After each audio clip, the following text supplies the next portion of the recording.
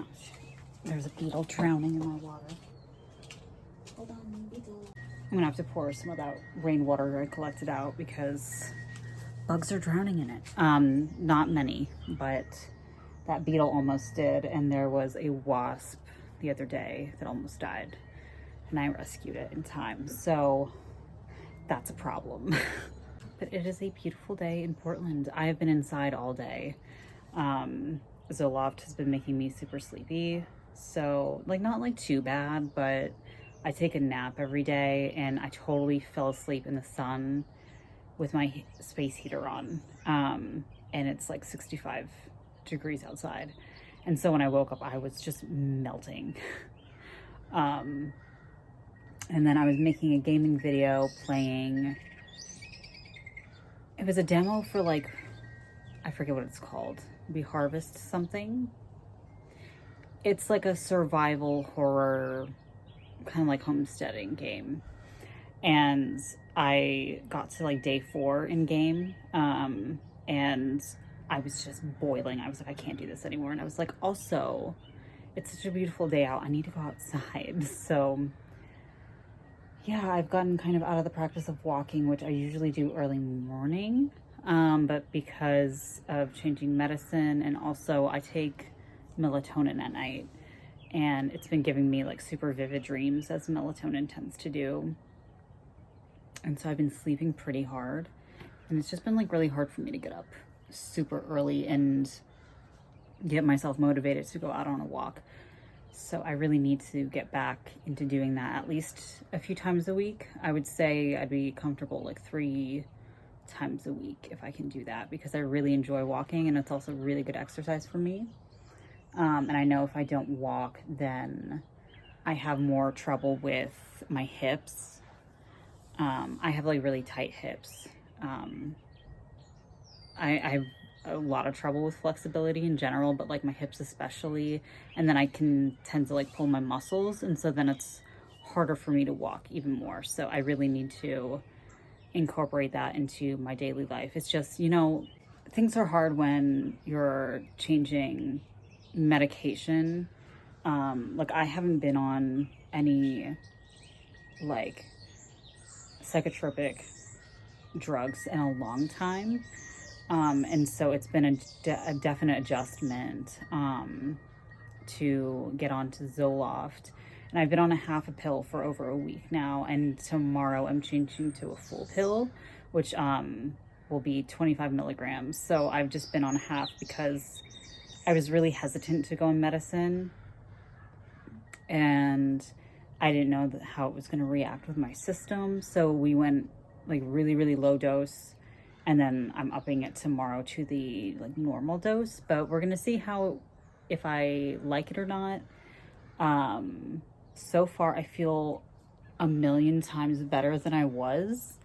It's a weird adjustment because my personality does feel different, but in a good way. So we'll see. If the 25 milligrams is too much, then I'll go back to a half dose, but I'm hoping that it improves my life even more to be on the full dose. So we'll have to see.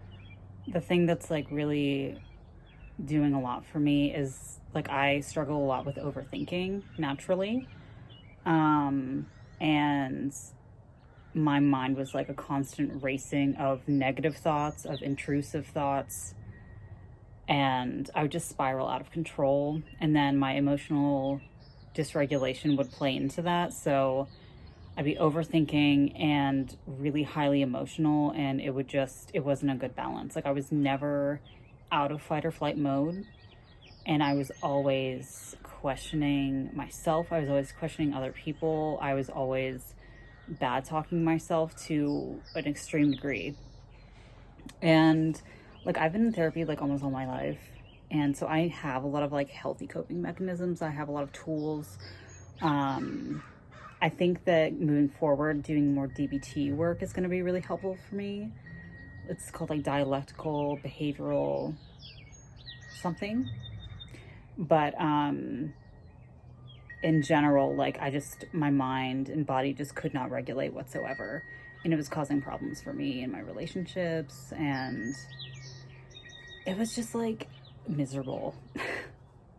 Like, to put it lightly, I was miserable. It's really scary too, to be so out of control with your mind and your body, and so uncomfortable all the time. And so getting onto this SSRI, like, I was so hesitant to, because I have issues with like not wanting to go on medicine, but it, I think, honestly has saved me, and I'm really excited about it.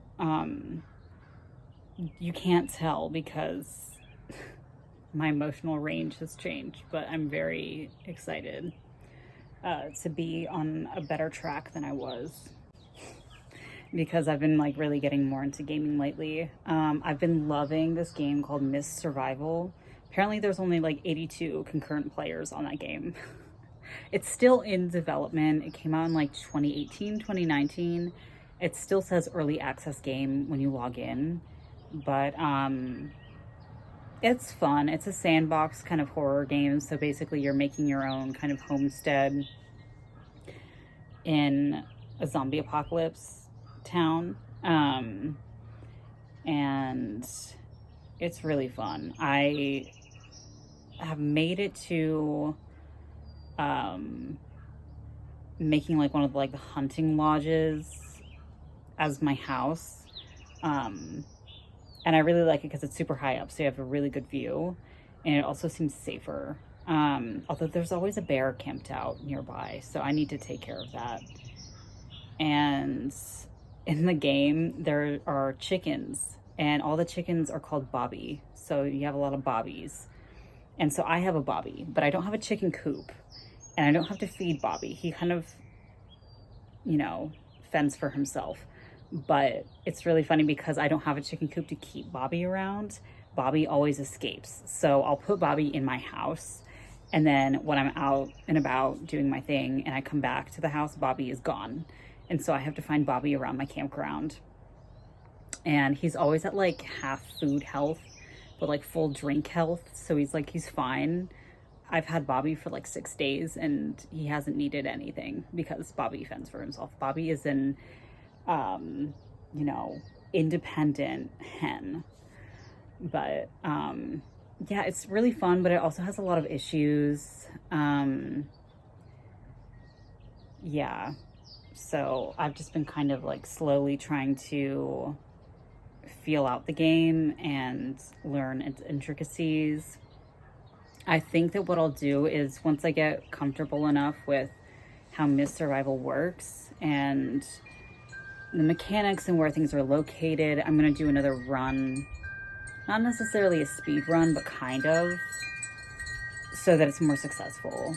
I've also really been enjoying Dying Light. I got the first one on like a sale, and it is so fun. I'm really hyped that there's multiple games in the series so that I have more to look forward to, but I'm like really early in the game. And I'm having a lot of trouble with the virals. That's a type of infected or a type of zombie that are like really fast.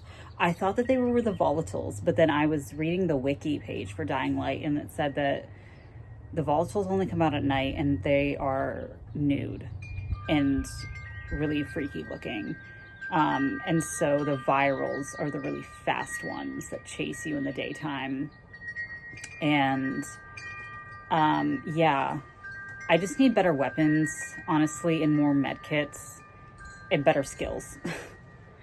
But so far I'm really liking it. I don't love the main quest line. I don't really like my character. His name is like Kyle Crane. He's kind of, I don't know. I don't trust him. After that first, I guess this is a spoiler alert for the story for Dying Light. There's a point in the beginning, kind of, where there is an airdrop into the city of Haran, which has been affected by the zombie virus. And there's an airdrop of a zombie antiviral called Antizin. And I'm supposed to get that Antizin to this group of survivors, but there's like this kind of weird back and forth I'm having with like the military in the game. Like I'm working for the military or like some like special ops or something like that. And they're like, no, you have to burn that and go to this other guy that supposedly has antizin and like work these two people against each other. And I think that's really shitty. I think that I should have just taken the antizin and taken it to the place where there's like old people and children and disabled people. And I didn't do that in the game. You're not allowed to. You have to burn the antizin. I think that's fucked up. I hated that. So I don't really like the main quest. I don't like the main character. So I'm enjoying more of these side quests. But it'll be fun to see more of the development of the game, or like how things go as this quest line goes on.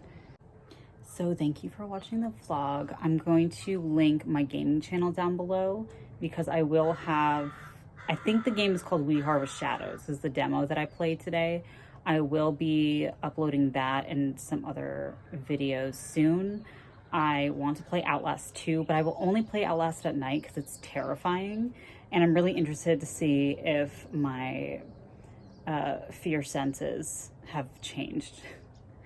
So yeah, I'm going to be playing Outlast 2 and recording that soon. And we'll see how far I get. So yeah, I hope that y'all have a beautiful rest of your day. And I'm going to do some journaling and spend some time outside. So thank you.